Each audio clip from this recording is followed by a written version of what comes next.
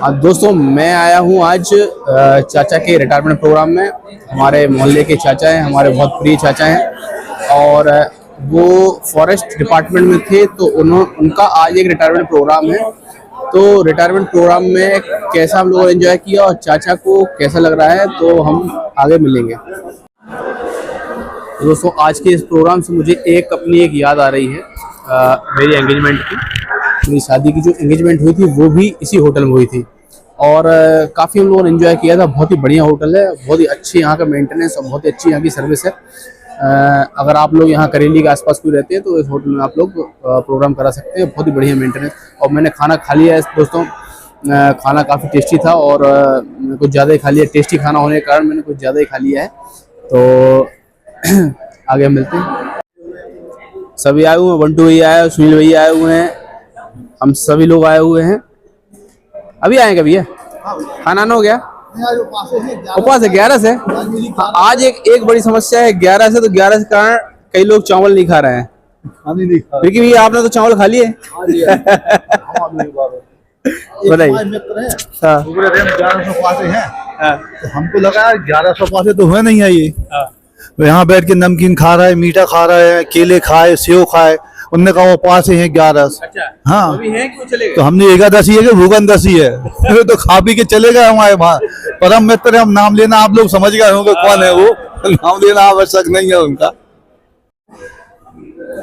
ये खाने में आप देख सकते हैं सलाद है, पापड़ है और ये रायता है, सब्जी है, 2 प्रकार की सब्जी है, छोले की सब्जी है, ये दाल है, रोटी है, चावल और ये स्वीट में क्या है, गुलाब जामुन है। अब मैं इस प्रोग्राम में खड़ा हो गया हूँ जित्तू भैया के साथ। तो जित्तू भैया के बारे में बता देना चाहता हूँ कि हम लोग सबसे पहले फर्स्ट टाइम मिले थे भानु भैया की शादी में, सबसे पहले मिले थे इलाहाबाद में, ठीक है ना। तो उसके बाद मेरी पहचान हुई थी, लेकिन एक बार उसके बाद भी हम कई बार मिले नरसिंहपुर में। नरसिंहपुर। लेकिन हम लोग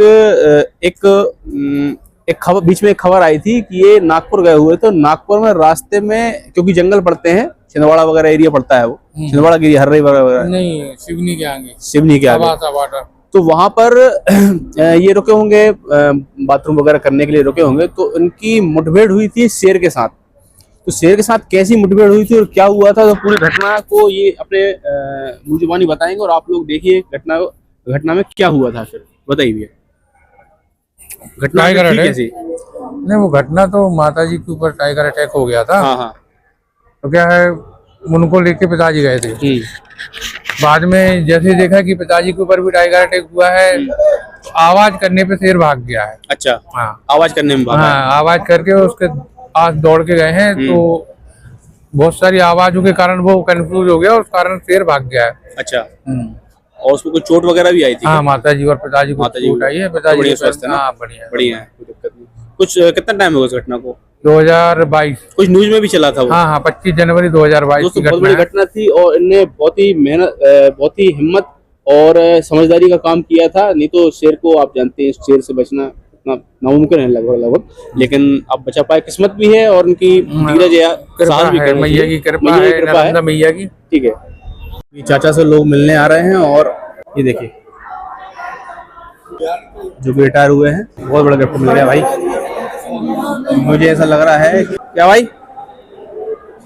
तुम्हें पता नहीं चल रहा? पता नहीं चल रहा तुम लोग? रामपुरी वाली दाढ़ों पे घूमना। हमें तो ये भोजन हो गया प्रशांत भैया, भोजन बस कर रहे हैं दोस्तों। अब हम मिलने जुलने की कड़ी में एक शख्स और है, एक नए शख्स के साथ हम लोग मिलने वाले हैं, जो कि चाचा के छोटे लड़के दीपू हमारे साथ आए हुए हैं। दीपू ने ब्लेजर पहन लिया हुआ है। दीपू तुम तो ऐसे तैयार हो गए हैं? दीपू इतना तैयार हो गया है, हम लोगों को लग रहा है कि हम लोग सूट पहन के क्यों नहीं आए। और शादी का अगला नंबर है, शादी की तैयारी है। कई लोग इसी बहाने मेल जोल आगामी तैयारी है ना। और दीपू कैसा लग रहा है प्रोग्राम में? बढ़िया, बहुत ही शानदार रहा आज का। कोई मिलना जुलना हुआ, काफी आनंद मिला। अलग कई रिश्तेदार भी आए होंगे। तो दोस्तों मिलने जुलने की कड़ी में एक शख्स और आ गए हैं हमारे साथ। लो भैया, ये है चाचा जी के बड़े लड़के। तो भैया ये है भानु भैया, तो हम लोगों का दिन भर 24 घंटे उठना बैठना रहता है। और मेरे पास 2 इनविटेशन आए हुए थे, एक चाचा की तरफ से आया हुआ था, एक आया था भानु भैया की तरफ से। दीपू का इनविटेशन नहीं आया था। दीपू मेरे से पूछने लगा भैया आप कैसे आ गए? तो भैया तो आप बताएं भैया, इनविटेशन दिया था आप इनको बता दें। हाँ इनविटेशन दिया था ना भाई मैंने। मेरे पास असल में 2 इनविटेशन आए हुए थे, एक चाचा ने भेजा था और एक भानु भैया ने भेजा था, बुजुर्गों की तरफ है ना? हाँ, एक बुजुर्ग की तरफ से, एक युवाओं की तरफ से। तो फिर दीपू मिल गया, बोले भैया आप यहाँ कैसे आ गए, आपको तो बुलाया नहीं था। मैंने कहा भैया 2 कार्ड आए हुए थे। फिर मैंने मोबाइल में दिखाया कि मुझे व्हाट्सएप पे 2 कार्ड आए हुए हैं। फिर थोड़ा सा इनकी वजनदारी घटी, क्योंकि ये तो एक ही कार्ड भेजते। भाई किसी को 2 कार्ड पहुंच जाए तो और एक आदमी कहे कि भैया तुमको कैसे बुलाया, तो उसकी वजनदारी कम होगी, क्योंकि तो एक ही कार्ड भेजता है। मेरे पास बहुमत था ना, दोनों का बहुमत है। और ये प्रोग्राम कैसा रहा? बढ़िया रहा, बढ़िया प्रोग्राम है।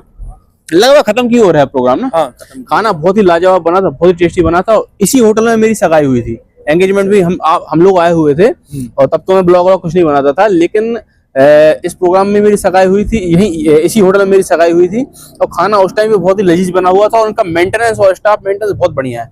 अगर अपन यहाँ की होटल को या आसपास की अपन 50-100 किलोमीटर की होटल में अगर अपन जाएं तो अपन देखेंगे कि इस होटल का मेंटेनेंस बहुत ही बढ़िया है। और एनवायरनमेंट भी बहुत बढ़िया है। यहाँ पे आके बहुत अच्छा लगता है कि कोई प्रोग्राम ऐसा लगता है। तो चलिए भैया, बहुत बहुत शुभकामनाएं आप लोगों को रिटायरमेंट के लिए, चाचा के रिटायरमेंट के लिए। बहुत आप लोगों को क्या, आप लोगों की सैलरी आधी हो गई है। चाचा को मैं चाचा से मिलूंगा तो उनको शुभकामनाएं दूंगा। अभी वो फ्री नहीं है, जैसे ही फ्री होते हैं मैं उनसे बात करता हूँ, आप लोगों को बताता हूँ उनको कैसा लग रहा है और रिटायरमेंट के बाद उनकी लाइफ कैसी होने वाली है, क्या उनके प्रोग्राम है और ऑन ड्यूटी उन्होंने क्या क्या स्ट्रगल किया है, कैसे कैसे चैलेंजेस का सामना किया है, तो आगे हम वीडियो में बताएंगे।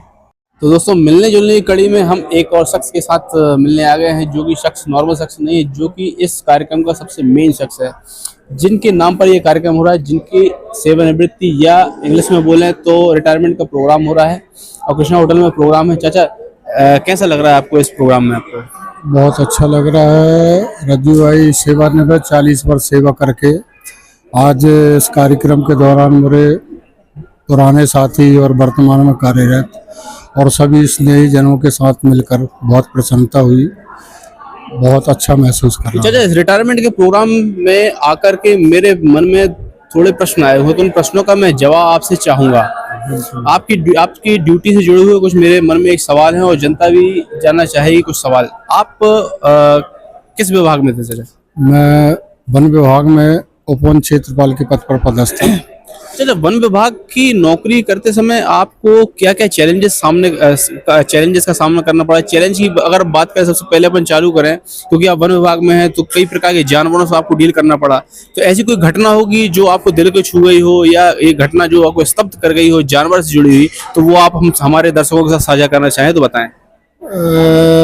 घटना के क्रम में मैं बताना चाहूँगा कि 1.5 वर्ष अप्रैल 2024 में तिलहरी बीट के अंतर्गत एक तेंदुआ मृत पाया गया था। तेंदुआ उसको देखने के बाद परिस्थिति वो डिहाइड्रेशन से उसकी मृत्यु हुई थी। सभी अमले ने प्रयास किया, चूँकि वन्य प्राणियों की सुरक्षा वन विभाग में वन संपदा, अवैध उत्खनन सभी पर दबाव शासकीय कर्मचारी अधिकारी पर होता है, तो काफ़ी चैलेंजेस आते हैं कर्मचारियों पर और दिल को छूने, चूँकि प्रकृति से जुड़ा हुआ विभाग है, प्रकृति से जुड़ा होने के कारण लगभग विषम परिस्थितियों में शासकीय सेवक सेवा देता है। तो इन परिस्थितियों में मतलब मैं कहना चाहूँगा कि मतलब बहुत कम संसाधनों से और सेवा कार्य में मतलब परिस्थितियों से जूझना पड़ता है सभी कर्मचारियों को। बस यही अनुभव तो काफी है।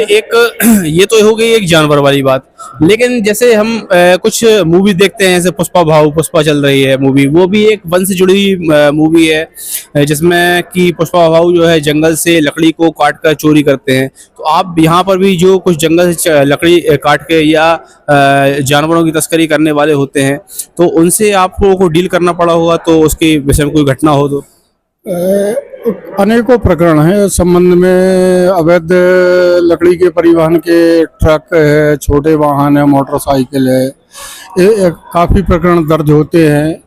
और इसके बाद चूंकि सबसे ज़्यादा चैलेंजेबल होता है वन्य प्राणियों का शिकार, तो उसके संबंध में भी शासन द्वारा मतलब जितने भी वरिष्ठ अधिकारी और स्वयं के उससे वो करके संतुलन बना कर हर चीज़ पर नियंत्रण रखा जाता है। तो मेरे हिसाब से मेरे सेवा काल के अनुभव में मैं ये कहूँगा कि शासन को वर्तमान में वन विभाग की उस पर ध्यान देना चाहिए थोड़ा। अच्छा, जैसे हम बात करें, जैसे आप को आज आप रिटायर हो गए और नए लड़के जो सपना देखते हैं गवर्नमेंट जॉब का, वन विभाग में जाने का, तो पहले के चैलेंजेस में और आज के चैलेंजेस में आपको क्या अंतर दिखता है कि पहले के आपके क्या चैलेंजेस थे और नए लड़के जो एंट्री कर रहे हैं इस जॉब में, तो उनको क्या चैलेंजेस का सामना करना पड़ेगा? क्या सुझाव आपके, क्या सलाह है? पिछले और वर्तमान के उसमें मेरा सुझाव ये है कि पिछले हम लोगों के समय में संसाधन नहीं थे, पैदल या साइकिलों से आवागमन था, मोबाइल के संसाधन नहीं थे और मार्गों की भी काफ़ी कमी थी।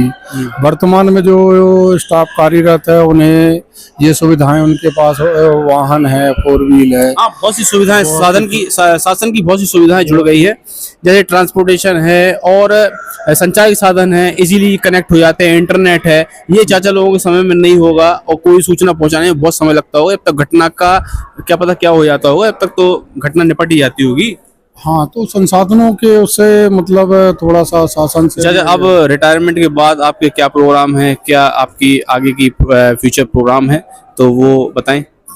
भविष्य में मेरा यही है कि अब जो भी 62 वर्ष के बाद मेरी समय है, मैं अपने परिवार, इष्ट मित्र, संबंधियों और धर्म से संबंधित स्थलों का दौरा करना चाहूँगा। जी जी जी जी, बस मेरा यही अमूमन सभी लोगों का रहता है। चलिए चाचा, बहुत बहुत धन्यवाद हम लोगों से बात करने के लिए और चाचा को मैं बहुत बहुत शुभकामनाएं देता हूं उनके आने वाले भविष्य के लिए। और रिटायरमेंट के इस कार्यक्रम में सबसे लेट पधारे संतोष भैया, जो कि अपने अभी वर्तमान में एक ड्यूटी कर रहे हैं, तो उससे टाइम निकाल करके इस कार्यक्रम में आ रहे हैं।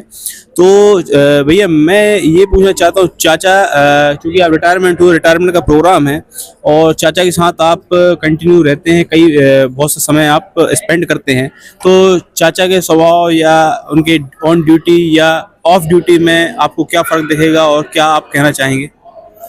चाचा स्वभाव से बच्चे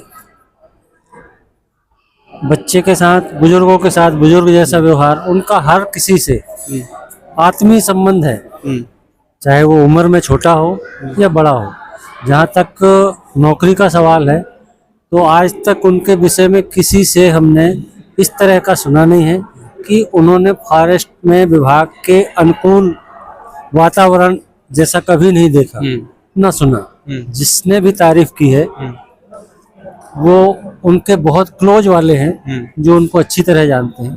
वैसे हम देखते हैं जैसे जो गवर्नमेंट एम्प्लॉय होते हैं या कोई भी एम्प्लॉय होता है, तो वो अपने जब तक उनकी जॉब चलती रहती है जब तक तो ठीक है, लेकिन जब जैसे ही उनकी ड्यूटी खत्म होती है, वो रिटायर होते हैं, उसके बाद उनको उनका सोशल बैकग्राउंड जो है वो खत्म हो जाता है। उनको इस चीज़ का चैलेंजेस का सामना करना पड़ता है कि वो कोई सोशल बैकग्राउंड नहीं है, सोशल कोई कनेक्टिविटी नहीं है, जैसे कि हम अमूमन देखते हैं। तो चाचा के साथ ऐसी प्रॉब्लम जाने वाली है, आपका क्या राय है? चाचा का स्वभाव इतना जिंदा दिल है कि वो हर किसी के स्वभाव में सम्मिलित होने वाले हैं। कभी उनको महसूस ही नहीं होगा। मुझे तो ये लगता है कि अब ज़्यादा सोशल हो जाएंगे और अब ज़्यादा सोशल है। ये तो वो चाचा का भी मेरी बात हुई थी, चाचा का कहना था कि अब मैं अपना जो समय है वो अपने इष्ट दोस्तों के साथ, संबंधियों के साथ और तीर्थ यात्राएं धार्मिक क्षेत्र में, जैसा कि अमूमन लोगों की इच्छा रहती है रिटायरमेंट के बाद ये सब करने की, तो वो करना चाहेंगे। और चाचा वैसे भी हाथ पैर से भी बहुत हट्टे कट्टे हैं, तो ये सारी चीज़ें वो कर ले। कई लोग कहते हैं लेकिन कर नहीं पाते, लेकिन चाचा जरूर कर लेंगे। बहुत बहुत धन्यवाद।